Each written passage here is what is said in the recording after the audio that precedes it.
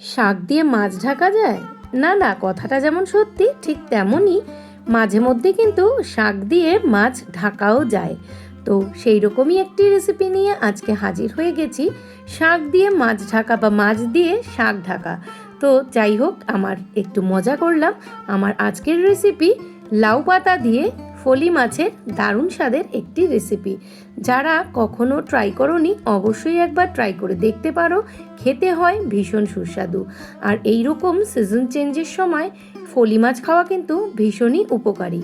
বাজার থেকে এই লাউ শাকটা এনে খুব ভালোভাবে কিন্তু আমি ডাঁটাগুলোর ছাল ছাড়িয়ে, আঁশ ছাড়িয়ে আমি কিন্তু ডাঁটাগুলোকে কেটে নিয়েছি ছোট ছোট ডুমো ডুমো করে।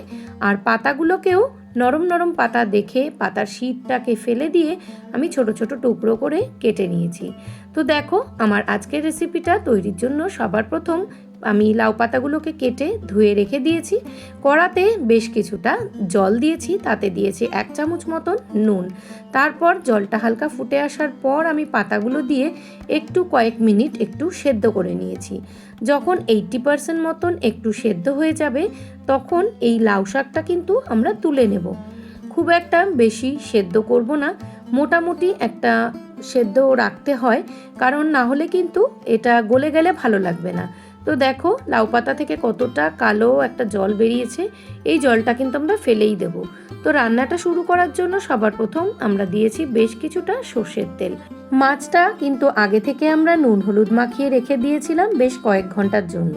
ফলি মাছ বেশ কিছুটা সময় যদি নুন মাখিয়ে রাখা হয় সেটা কিন্তু বেশি ভালো হয় খেতে। তো 1 চামচ মতন কালো জিরা ফোড়ন দিয়ে আমরা কিন্তু মাছগুলোকে মিডিয়াম টু লো ফ্লেমে খুব সুন্দরভাবে ভেজে নিচ্ছি।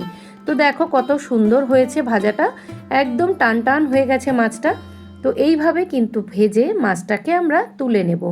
এই রকম প্রথম ব্যাচে কিন্তু আমরা যেরকম মাছটাকে ভেজে নিচ্ছি তার পরের ব্যাচেও পর্যায়ক্রমে আমি আরও বেশ কয়েকটা মাছ কিন্তু ভেজে নিচ্ছি। মাছ ভাজা সম্পূর্ণ হয়ে যাওয়ার পর দিয়েছি 5 থেকে 6টা কাঁচা লঙ্কা চিড়ে নিয়েছি মাঝখানে, আর দিয়েছি 3টে রসুন, সেটাকে ঝিরিঝিরি করে কেটে নিয়েছি।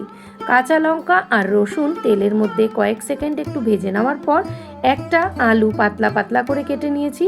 তেলের মধ্যে এই আলুটা দিয়ে খুব সুন্দরভাবে কিন্তু একটু ভাজা ভাজা করে নেব। এই ফলি মাছ দিয়ে লাউ পাতা খেতে হয় ভীষণ সুস্বাদু, যেটা খেতে 1 থালা ভাত লেগে যাবে। তো অবশ্যই তোমরা একবার এটা বানিয়ে ট্রাই করে দেখতে পারো। এই আলুটা ভাজার সময় আমরা এখানে সামান্য নুন আর হলুদের ব্যবহার করেছি। এরপর একটু নাড়াচাড়া করে নিয়ে তারপর লাউ পাতাটাকে কিন্তু এই তেলের মধ্যে দিয়ে দিয়েছি। কয়েক সেকেন্ড একটু নাড়াচাড়া করে পরিমাণ মতন কিন্তু এখানে জলের ব্যবহার করব।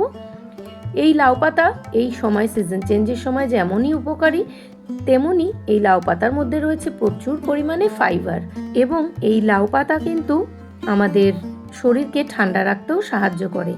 তেমনি রয়েছে সাথে ফলি মাছ, যেটা এই সিজন চেঞ্জের সময় কিন্তু খাওয়া ভীষণভাবেই দরকার, যেটা শরীরকে বা পেটকে ঠান্ডা রাখে। ফলি মাছের কিন্তু একটা বিশেষ গুণ রয়েছে, এটি অ্যান্টিপক্সেরও কিন্তু কাজ করে। তো দেখো মাছটা দিয়ে সামান্য জল এখানে ব্যবহার করেছি। তোমরা যে যতটা পরিমাণ ঝোলের ব্যবহার করবে ততটুকু পরিমাণই দেবে। এই রান্নাটা কিন্তু খুব একটা বেশি ঝোলের দরকার হয় না। এবং নুন মিষ্টির ব্যালেন্সের জন্য দিয়েছি সামান্য চিনি, এবং এখন দিয়ে দিচ্ছি 1 চামচ মতন কালো জিরে বাটা। অবশ্যই কিন্তু এই কালো জিরে বাটাটা এই রান্নাতে মাস্ট দিতেই হবে, না হলে কিন্তু টেস্টটা উঠবে না। তো দেখো এখানে কিন্তু আমাদের মাছ রান্নাটা পুরোপুরি কমপ্লিট। কি তাহলে দেখে বোঝা যাচ্ছে তো যে শাক দিয়ে মাছ ঢাকা যায়, আবার কখনো কখনো কিন্তু শাক দিয়ে মাছ ঢাকাও যায় না, মাছ দিয়ে শাক ঢাকা হয়। তো যাই হোক, মজা করলাম।